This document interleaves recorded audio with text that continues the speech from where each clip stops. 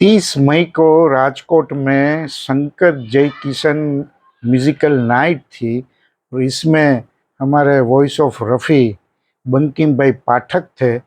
और उसने एक बात बताई कि शंकर जयकिशन की एक विशेषता ये थी कि उनके कई गानों में कोड़ा आता था। और मोहसिन भाई जो संचालक थे, एंकर थे, उन्होंने भी उसका जिक्र किया। लेकिन ये कोड़ा है क्या साहब? कोड़ा बोलते ही आपके दिमाग में चाबुक आ जाएगा कल्पना में, जो शरीर पर पड़ता है तो दर्द देता है। लेकिन ये तो म्यूजिक का कोड़ा है जो सुकून देता है, थोड़ा आश्चर्य भी देता है। तो म्यूजिक में ये कोड़ा कहाँ से आया? पहले तो ये कोड़ा शब्द भी क्या है, वो इंटरेस्टिंग बात है। आखिर तक आप सुनना। ये इटालियन भाषा की एक शब्द है जिसका शाब्दिक अर्थ होता है पूंछ, यानी कि टेल। लैटिन भाषा में एक पुराना शब्द था काउडा, CAUDA। इसका मतलब पूंछ मैंने बताया। लेकिन इतालवी भाषा विकसित हुई समय के साथ और ये शब्द कोडा में से कोडा बन गया, CODA। आप सभी जानते हैं कि पश्चिमी शास्त्रीय संगीत की शुरुआत और उसका विकास इटली में हुआ था, इसलिए संगीत की दुनिया में ज्यादातर तकनीकी शब्द इतालवी भाषा से लिए गए हैं। जिस तरह किसी जानवर के शरीर का सबसे आखिरी हिस्सा उसकी पूंछ होती है, उसी तरह किसी संगीत या धुन के सबसे आखिरी हिस्से को संगीतकार ने कोड़ा कहना शुरू कर दिया। तो संगीत की दुनिया में इसका इस्तेमाल किसी गाने या धुन के आखिरी हिस्से, एंडिंग सेक्शन जो होते हैं, उसको दर्शाने के लिए किया जाता है। यह मुख्य संगीत को एक बेहतरीन और अंतिम रूप देकर समाप्त करता है। ये कोड़ा है, उसका काम क्या है? तो यह श्रोताओं को संकेत देता है कि अब गाना या धुन अपने अंत पर पहुंच चुकी है। और कई बार कोड़ा वाले हिस्से में संगीत की गति को, टेम्पो जो होता है, वो एकदम धीमा या बहुत तेज कर दिया जाता है, या फिर सुरों में थोड़ा बदलाव किया जाता है ताकि अंत वो प्रभावशाली लगे। आधुनिक गाने में ऐसा आपको सुनने में मिलेगा कि जहां अंत में आवाज धीरे धीरे धीरे कम होती जाती है और उस पूरे हिस्से को भी कोड़ा का ही एक रूप माना जा सकता है। आपके पास जब कोड़ा को एक खास प्रतीक के रूप में, जो उसकी सीट म्यूजिक होती है, इसमें कोड़ा को एक साइन करके, पूरा एक राउंड है, वर्तुड़ है, और उस पर प्लस की निशानी है, तो ये कोड़ा का चिन्ह है। और जब कोई संगीतकार सीट म्यूजिक पढ़ता है तो उसे अक्सर पूरे गाने को दोबारा दोहराने का निर्देश भी इसमें शामिल होता है। लेकिन आखिरी बार बजाते समय सीट पर लिखे एक निर्देश, जैसे कि टू कोड़ा, को देखकर संगीतकार सीधे गाने के अंतिम हिस्से यानी कि कोड़ा पर जंप कर जाता है और वही संगीत समाप्त होता है। तो आप एक आसान उदाहरण ले लीजिए कि किसी फिल्म के अंत में एक आउटरो या क्लाइमेक्स होता है जो पूरे कहानी को समेट लेता है।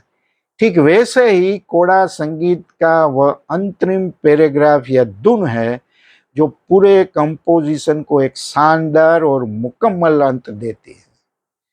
तो यानी कि गाना का शानदार अंत वहीं आता है।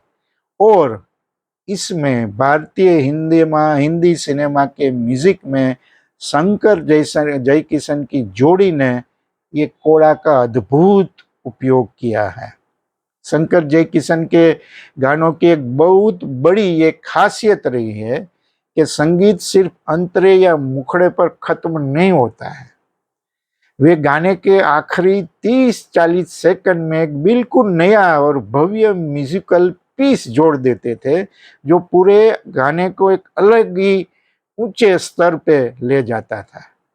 और आपको कुछ कुछ गाने की मैं झलकियाँ देना चाहता हूँ, जिससे आपको पता पड़ेगा कि ये कोड़ा क्या है। आरजू फिल्म का बहुत प्रसिद्ध गीत है, अजी रूठ कर अब कहाँ जाइएगा। इस गाने को आप याद करें, इस गाने के अंत में लता मंगेशकर जब आखिरी पंक्तियां गाकर रुकती है, तब शंकर जयकिशन की ऑर्गन और पूरा ऑर्केस्ट्रा एक बेहद खूबसूरत और जादुई धुन बजाना शुरू करता है, जो धीरे धीरे फेड आउट होती है। वह इस गाने का कोड़ा ही है, जो सुनने वाले के दिल पर एक गहरा एहसास छोड़ जाता है। तीसरी कसम राज कपूर वाला और हीरामन का जो उसने किरदार निभाया था, बहुत बखूबी निभाया था। दुनिया बनाने वाले क्या तेरे मन में समाई, मुकेश के द्वारा गाया गया ये दर्द भरा गाना, अंत में जो कोड़ा इस्तेमाल हुआ है वो कमाल का है। गाना खत्म होते होते शहनाई और ढोलक की गति अचानक बहुत तेज हो जाती है, जो फिल्म के मुख्य किरदार हीरामन की मानसिक उथल पुथल और उसकी गाड़ी के आगे बढ़ने की रफ्तार को संगीत के जरिए बयां करती है। अद्भुत ये कोड़ा का उपयोग है। जिस देश में गंगा बहती है, ओ बसंती पवन पागल, ओहो, लता मंगेशकर ने ये जो गीत गाया है क्लासिकल आधारित है।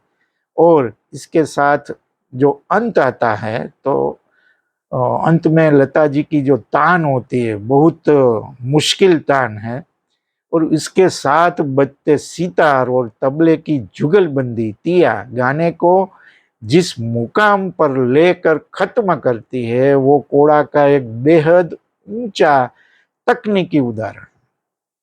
कन्यादान फिल्म का बहुत प्रसिद्ध गीत लिखे जो खत तुझे, इस गाने का अंत हिंदी सिनेमा के सबसे बेहतरीन कोड़ा में से एक है। रफी साहब जब अपनी आखिरी लाइन गा लेते हैं, उसके बाद शंकर जयकिशन का सिग्नेचर एकॉर्डियन में मास्टर थे और वायोलिन सेक्शन शुरू होता है। अंत में जो वायोलिन की धुन लगातार बजती है और धीरे धीरे फेड आउट होती है, वह उस रोमांटिक गाने को एक कभी न भूलने वाला एहसास देती है। मेरा नाम जोकर का ए भाई जरा देख के चलो, इस गाने का अंत सिर्फ संगीत का अंत नहीं है, बल्कि वो पूरी फिल्म का क्लाइमैक्स है।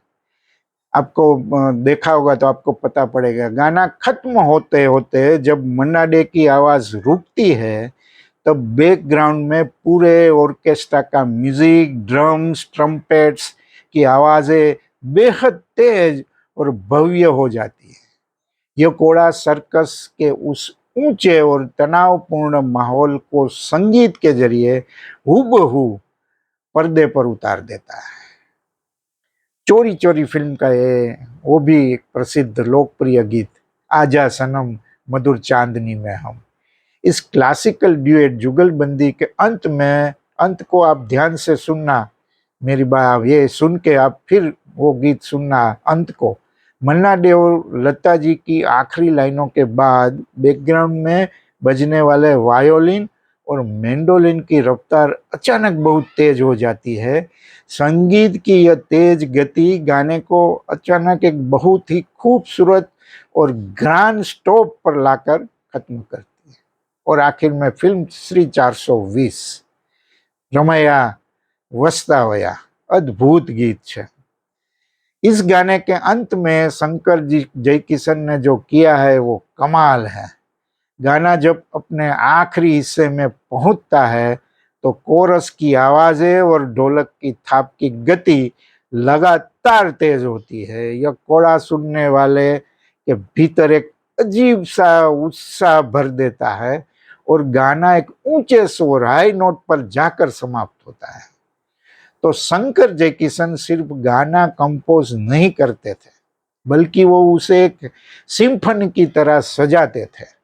उनके गानों की शुरुआत प्रील्यूड, बीच का संगीत और अंत में कोड़ा तीनों ही अपने आप में स्वतंत्र और लाजवाब मास्टरपीस होते थे।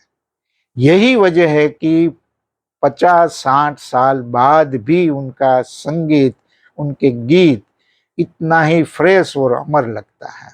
और उसके बाद भी जतिन ललित, लक्ष्मीकांत प्यारेलाल पर भी उसका प्रभाव पड़ा। शंकर जयकिशन के गाने के अंत को जिस तरह एक स्वतंत्र संगीत के टुकड़े में रूप में पेश किया जाता था, उसी परंपरा को आगे चलकर लक्ष्मीकांत प्यारेलाल, ओम शांति ओम आप सुनिएगा आपको पता पड़ेगा, और जतिन ललित ने जैसे दिल वाले दुल्हनिया ले जाएंगे के गानों में अंत में जो वायलिन का इस्तेमाल किया है वो भी बखूबी निभाया है और अपनाया है।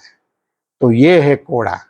अब कभी शंकर जयकिशन की किसी धुन को सुनो तो ये कोड़ा अपने दिमाग में याद रखना, आपको बहुत मजा आएगा। आभार, फिर मिलेंगे।